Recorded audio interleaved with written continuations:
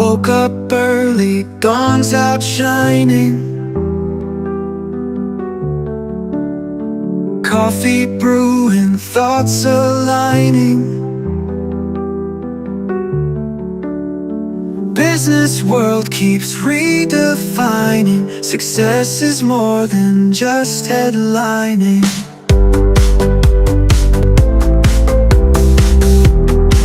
Yes, folks, I'm Fred McMurray, and we're back with another episode of Pillars Principles with Ray Pillar and Jim Treleaven. Hello, gentlemen. How are we doing this week? Good, I'm Fred. doing How are you? fantastic. I'm sitting just south of Pittsburgh. Okay, I'm not going to make a comment. All right, I will. What, they chase you out of the south side of Chicago? Never mind. Yes. Okay, so we've been working on last episode we talked about hiring and firing, and today we're going to talk about the inside of the hiring and firing, or the training and as one of you said, maintaining. So you hire a good employee. The first step is training, I think. So, Ray, what's been in past when you bring a new person in, besides utilizing the C word, culture, for those of you who aren't long-term listeners, besides the training them in the culture, although I'm assuming we're going to get to that, tell us your training techniques. I'll say too that the term for all of this is now called onboarding. Yes, that's true. True. I'm old. And that's probably more appropriate because Yeah, I think so. Onboarding, which is part of the training process.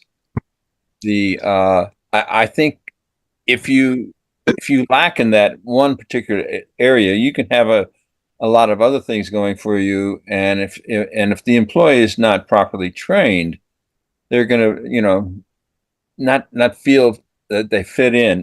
So I think that's a very important step, the training. And in my company, we've developed a lot of training aids that we use, videos to start with. Usually a field employee will start in-house with the videos, and with a mentor that they're able to talk to and ask questions about the videos. And then the next step after that is they're assigned as a third person into a team. Okay, and wait, you've hit a lot there. I want to unpack that. First step is you guys have developed a video library for training. Yes. Yes. Any skits or real live demos there, or is it all just video? There are demonstrations mostly on what to do, and yeah. All right. And also, I don't think we're utilizing this particular product any longer, but I did develop a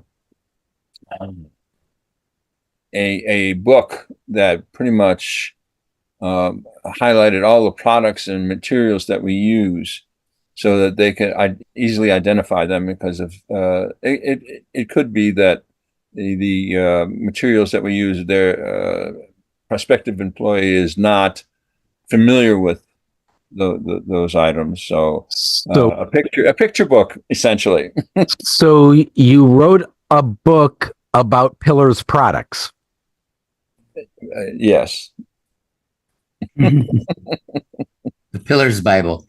No, that there's no P. There's got to be a double P. We like the Pillars alliteration. All right. So you wrote a book of Pillars products. There's a video library on training, and then something that you said you assigned them a mentor. I heard that. So a mentor or a guide to help them understand the video library. Someone to go to. Obviously you just can't let them flounder.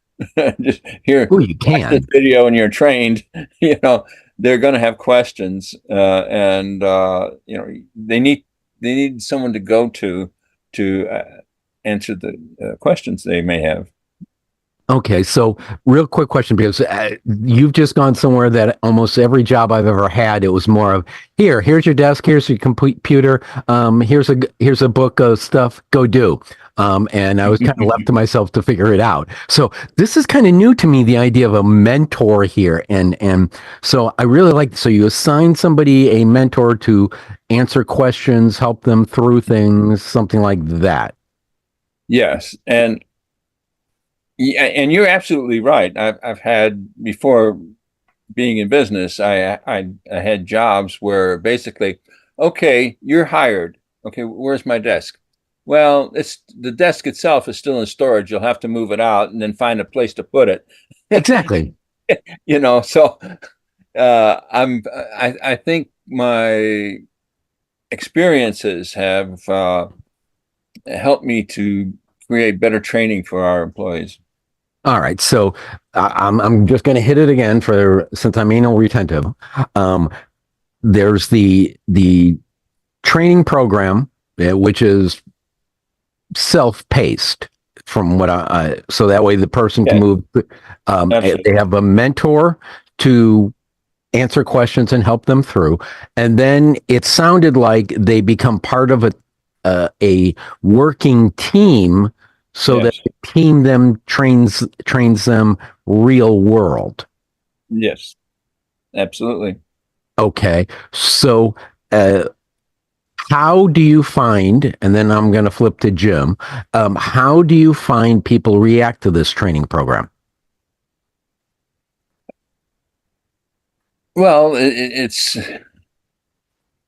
they become well trained. So I've never asked anybody to comment on it, but one of the things that's very interesting is that after they come back from a training session in the field, usually the two other people who are with that trainee uh, have a lot of comment on the. Feedback from the team. It's either wow, this person is a whirlwind, and she was able to work around us and do more than we even suggested, and or that person is worthless. you know, Ah. basically, and then of course we talk to the individual and find out uh, if there's anything we could do that change that opinion that these particular individuals have of her. So, All right, so that to me, that's a very important thing. What you said is that now there's a feedback loop for what we'll call in the field training performance yes. that can be addressed. All right, so and that brings one other question is, since you've said this, I'm going to assume that in the time you own the business, you've had this happen on more than one occasion. Pretty much all employees, unless they've had some sort of previous experience in that same business, will go through this training process. Yes. So no, that's a given. But where I'm going at it is you've had a couple of occasions at least where there's been negative feedback from the training team about the individual. And Yes. so my question is what's that follow-up step? Well, we try to evaluate that opinion. In other words, we don't necessarily take it as Gold. yeah, exactly. We find out what's going on. Maybe that person doesn't feel well and couldn't perform as she should, or whatever reason, and we at least don't fire her immediately. All right, so It's impending. We may stick her with another crew to see if that person works out after that. But I'd say 9 times out of 10, if the crew says, "Hey, forget this person," they don't know what work is. That then they're pretty much gone. Toast. Okay, so there have been instances where there's been negative feedback from the team, and while you attempted to resolve the issues and embrace the employee, it has led to thanks, but no thanks. Don't let the door hit you in the ass on the way out. Pretty much. Yep. All right. So let's go to Jim. Your experiences with training, same type of question. Tell us about your training experience. As we talked about last week, the companies that I will be referencing that I ran are all generally software companies. So the first one, which I talked about a bit last week, Catalyst International, which was a software supply chain company with very large customers. So I'll just reference two kinds of employees coming in. The first is software developers, and generally they're hired. Why are you laughing? Joke in my head. That's okay. Generally, they are hired already knowing how to code. So, it might be a different language, but my beef with HR departments forever is that they will post a job saying you must be able to code in C++. You have experience. And my point is, if anyone's done C++, they can figure out Python in 2 weeks or less, 2 days. But anyway, so they come in with that skill. So the biggest training issue in that company is going to be on the application and the customers. So many come in not with deep experience in supply chain. And supply chain has a fair bit of complexity in terms of algorithms and warehouse management, and all kinds of regulations and so forth with regard to advanced shipping notices. So most of the training centers around that, the application of the software that they're going to be brought in to develop. The other area, which I'll talk about in the other company as well, is customer support. Very, very important in a software company. Now it's getting very annoying where you go and end up in a chat with a bot, which we're on a phone call with a bot, which either one just royally ticks me off. But anyway, so the people on the, and that's really important to the success of software businesses. This was a large publicly traded company. They have a lot of training to do because they're not coming in with knowledge of either the product. Generally, they're not coders. So they have to be trained. They might have customer support experience, the customer support software that's being used, so they know how to use it. The knowledge base exists on the support software. There's escalation processes, all of that. Plus, they have to have training on the product and the application. So that's very important early on. The other company I'll talk about, which is a slightly different situation, is a small company that did electronic logging devices, which all truck drivers need to use. Tablet, smartphone to actually track through the GPS where they are, how long they've been driving, what the mileage is on the engine.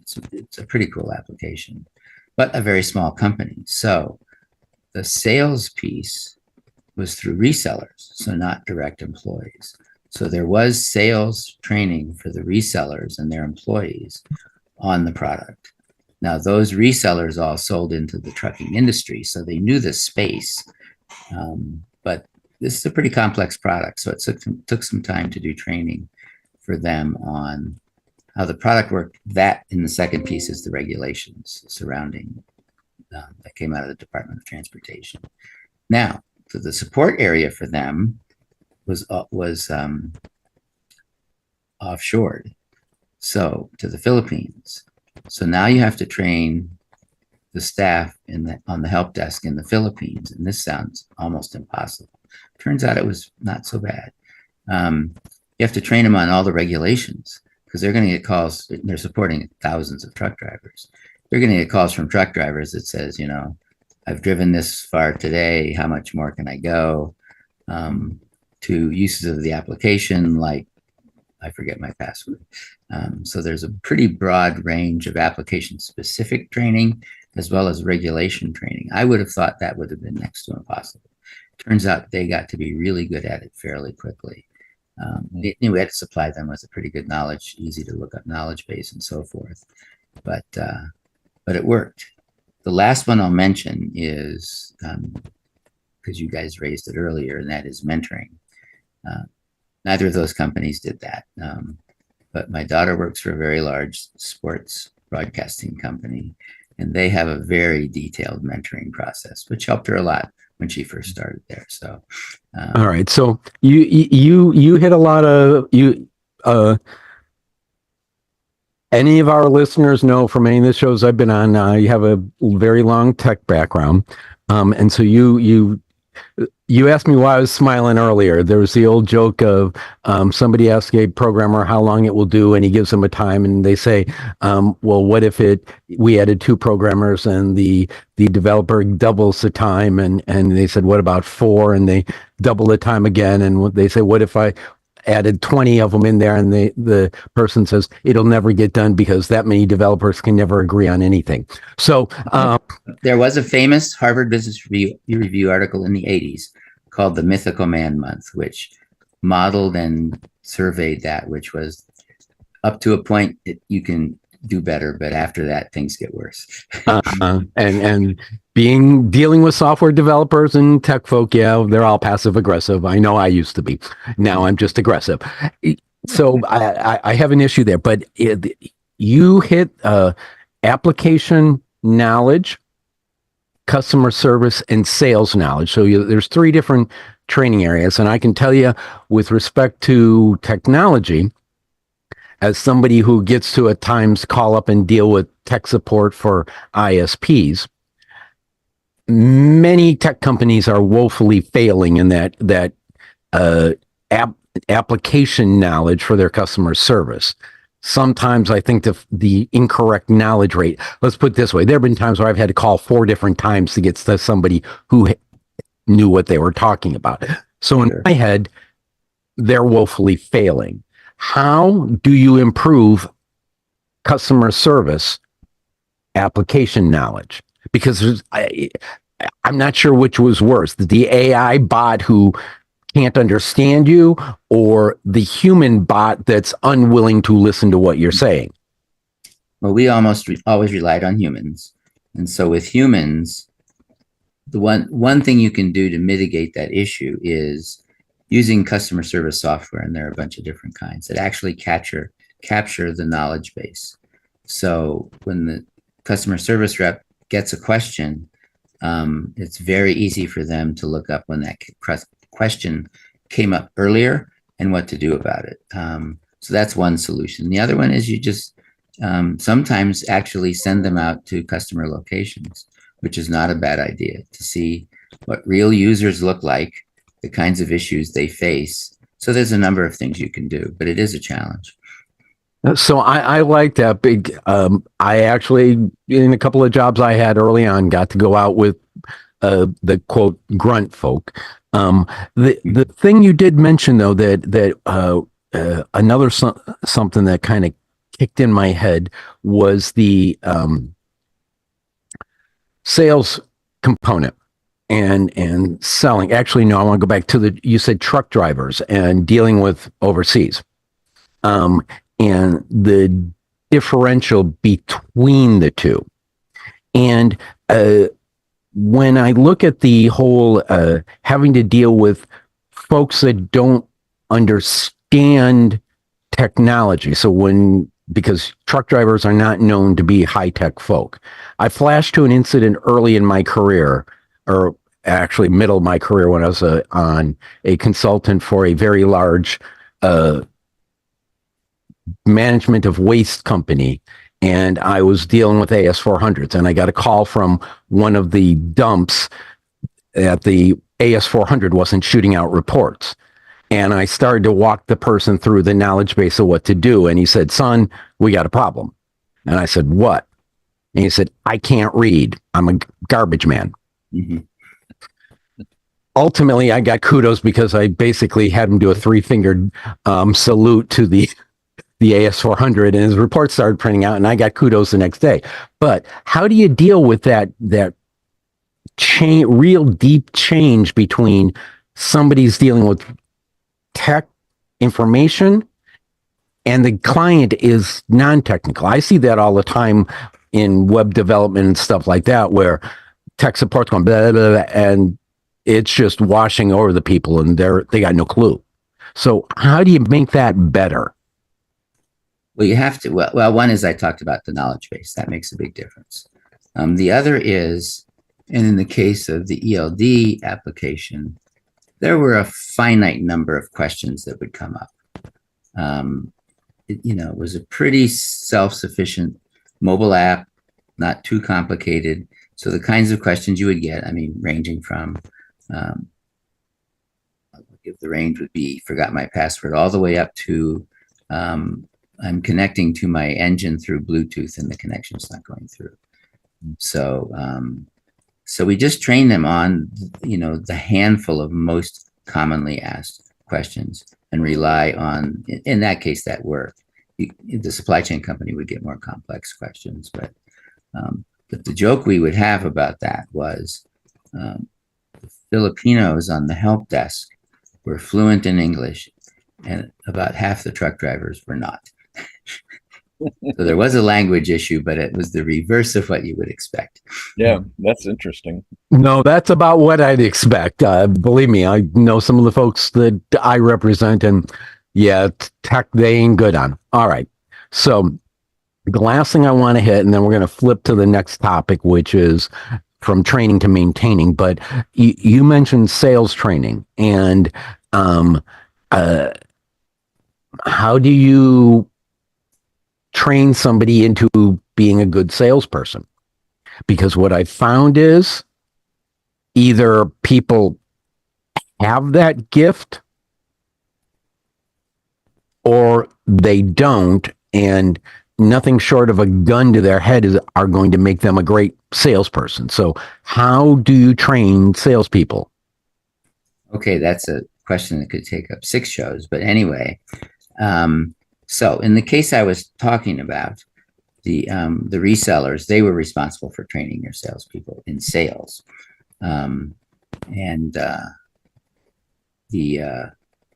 We mostly focused on the product, and they knew the space, so that wasn't a big deal. Now, going back to, and I'll do a couple of stories. One is, I've been teaching for 12 years now. I've had several thousand students.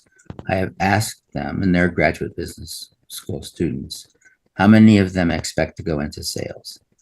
I am up to 12. And then I point out to them, how many of you plan to go in investment banking? How many of you plan to go into consulting, McKinsey or a Big Four, whatever it might be? And I rattle off a bunch of applications, and I say, okay, pretty much all of you have raised your hands, and I will make the comment that you will all be going into sales at some point. Amen. In your career, which is absolutely true. I mean, in the computer science department, not as likely, but in the business school for sure. So, and then I tell them the story of, I was an engineer originally designing computers and went back to work for IBM where I'd been before in sales, which for an introverted engineer was a shock to my system. And the IBM sales training was rigorous, 6 weeks, often residential. I mean, they beat the crap out of you. And I tell the students it was the best thing that ever happened to me. I didn't particularly like it, but anyway, but there are some key sales skills that are sometimes counterintuitive. For example, most of the students or most people going into sales think they're the ones that have to talk the most. And it turns out that they're the ones who have to talk the least. You're much more effective at sales if you can get information from the prospect or the client that lets you better understand what the particular application or need is. Then you can pitch the parts of your product or service that can best fit that need. So we spend a lot of time on questioning, active questioning, passive questioning. There's all kinds of techniques around questioning that are very important. And that, I would argue, is the most important. The rest could take the rest of the day. Okay. And to me, I always know when I win, when somebody says, that's a really good question. I've never thought of that before. You got it. I just staked a claim to some of the ground in their brain. So Ray, I want to flip back to you on this, and then we're going to go to maintaining. But because you and I didn't touch on sales training. How's your organization is not a $50 million company, at least not yet. We're working on it. But how does sales training differ for your organization compared to a big tech company?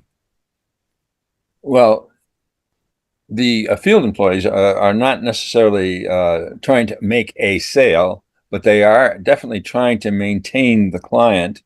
In other words, keep the client from quitting. And one of the things that is not always apparent on an interview is personality. How is that person going to react in front of our client? And that can be anywhere from terrible to our clients love that particular person, always demands that they clean their home. So it can and it's also something you cannot train for. It's like trying to find a good salesman. They're very rare. There's a popular radio show I listen to, and I get annoyed at this particular commercial, but I assume it's correct. He basically starts out by saying that 90% of all salespeople have never read a single training in a book in sales and how to make sales, and the rest of them and another 90% never ask for the sale. So, The last one's really important. And I can definitely see that, but yeah, I think personality is one of the things that our field people have to have. I do know that a lot of our clients look forward to our teams coming over. Some of them are retired, and basically they don't see anybody for a whole week or 2 weeks. And they really look forward, and they really treat the employees very well, sometimes even feeding them lunch and everything. I'm not saying this is always true or is something that our clients should do, but definitely it becomes a thing with them. And of course our employees look forward to going to that particular client as well. So yeah, you can't train. All right, so I got one last a comment and like both your feedback. Lately on LinkedIn, I seem to see a whole lot of invites, and when I accept, it's an immediate sales pitch. And I actually had a female CEO come at me, and I accepted the invite, and the initial response was a sales pitch. And if you just give me 30 minutes of your time. Now, if I responded to everybody who wanted 30 minutes of my time to listen to their sales pitch, we'd never be able to schedule a pre-record or recording for Pillars Principle, because I'd literally lose a week and a half a month. And or you'd have to live to be 150. Exactly. And my comment back, I said, I have a question for you. I said, how often does this immediate pitch work? And she acknowledged very, very seldom. I said, who's teaching you this? And it turns out there were, some of these LinkedIn marketing firms that using these tools and things like that. And my comment to her was, a small business owner does not want to get it pitched right away. There is a relationship that needs to be built before somebody's going to sign on the line. Absolutely. Both responses. You have to break down that wall as soon as you meet that person. Now we're talking true sales from my perspective is by the inside employees, the managers who go out and do the interview with the new client, prospective new client. So definitely when I was doing those, I noticed immediately that there is a wall that needs to be broken down, and you need to find common ground. Yep. An example of that is if I walked into a home and I saw a piano with music sitting out on it, I'd mention something. Oh, do you play the piano?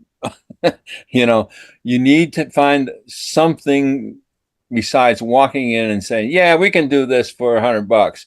You know, the client will say, thanks, I'll hire my neighbor for 50. You know, so yeah, common ground is very important, and you just can't break into the sale. Yep. Any further thoughts, Jim? No, I would agree. I mean, that's part of the questioning part too, is that, I mean, putting aside what Ray talked about in terms of the initial approach based on no information, but if you start selling without talking and asking questions, you'll run into the same issue for sure.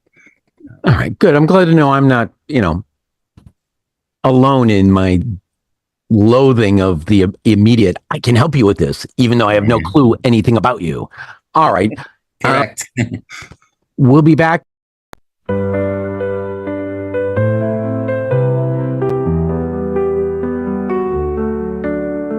Woke up early, dawn's out shining. Coffee brewing, thoughts aligning.